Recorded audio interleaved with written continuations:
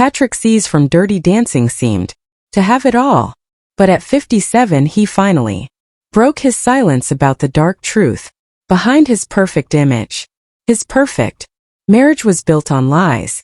His childhood was filled with violence no one suspected. And his death wasn't just bad luck. In 2009, as cancer ravaged his body, Patrick finally confessed the secrets he'd carried for 40 years. The revelations didn't stop there. After his death, even darker truths emerged about the man behind the movies. Patrick Swayze was born on August 18, 1952 in Houston, Texas. He was the second of 5 children. His mother, Patty, was a powerful and demanding dance teacher. His father, Jesse, was a calm man who worked as an engineering draftsman. The house was always full of movement, emotion, and high expectations. From a young age, Patrick had to keep up with the pressure. His mother's obsession with perfection controlled the family. His father tried to balance it, but Pat's strong will usually won. The C lived in a middle-class neighborhood called Oak Forest. Patrick went to several schools and was good at both sports and the arts. His world was filled with both love and chaos. His mother's strict discipline shaped him in ways most people never saw. It wasn't just tough love. According to his wife, Lisa, and his brother Don, Patty could be physically violent.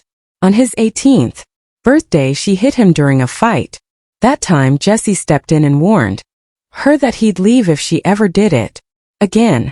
After that, the physical abuse ended, but the emotional scars stayed. Lisa once said the family was trapped in a cycle of pain that started with Patsy's own childhood. Even after the hitting stopped, the pressure to be perfect never let up. Patrick didn't speak publicly about this until after his mother passed away in 2013. He later admitted that the pain helped him survive in the ruthless world of show business. In high school, Patrick was a rising football star. People believed he could go far with a scholarship. He was fast, strong, and known across Houston for his performance under the Friday Night Lights. He also trained in gymnastics and ice skating.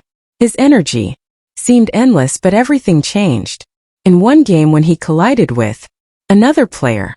His leg bent the wrong way. It was so bad that doctors thought they might have to amputate it. He was out for months dealing with pain and fear.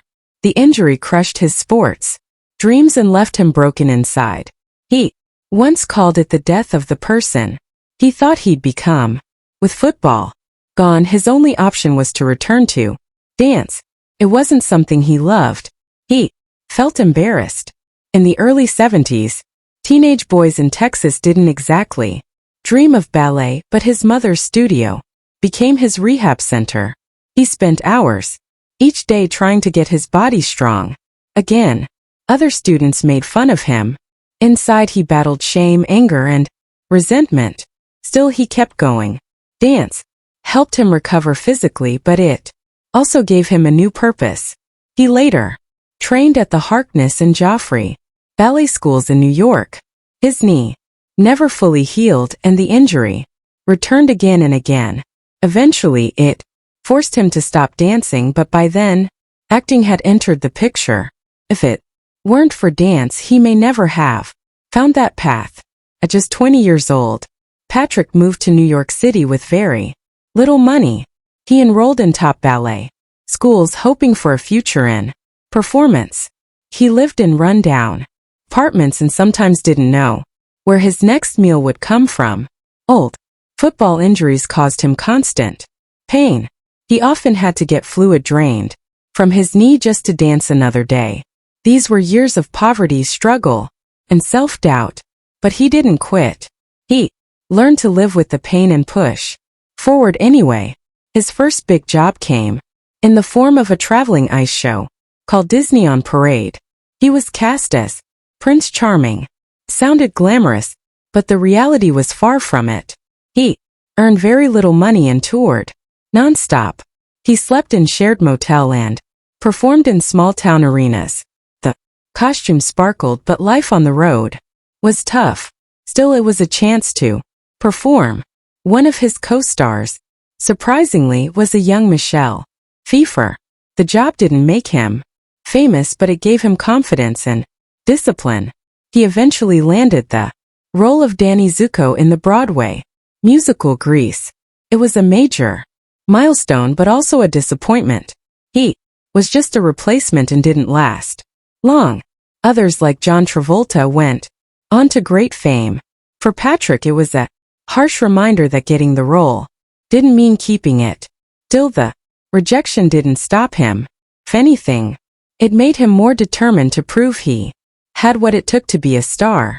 Patrick's habit of taking physical risks started early and never stopped. He loved doing his own stunts in films. That choice brought injuries and hospital visits, but also respect.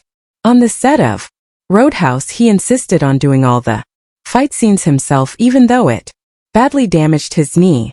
During Point Break, he did over 30 real skydives, against the wishes of the studio. At one point, the producers had to step in and forbid him from doing more jumps. But Patrick didn't like to be told no.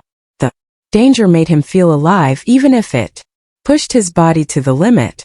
When acting jobs dried up, Patrick turned to carpentry. He and his wife Lisa built houses to stay afloat. He taught himself by reading library books and learning on the job. It wasn't easy. Days were spent building walls and installing floors. Nights were for memorizing lines or sending out audition tapes. The contrast between hammering nails and walking into casting calls was sharp, but carpentry gave him a way to survive when Hollywood wasn't calling. Patrick Swayze didn't exactly start his Hollywood journey with a hit. In 1979, he made his film debut in Skatetown, USA, a roller disco movie that came out just as the roller disco craze was fading. He played a leather-jacketed skater named Ace and did all his own skating. That was no stunt double. It was all him thanks to his background as a dancer and skating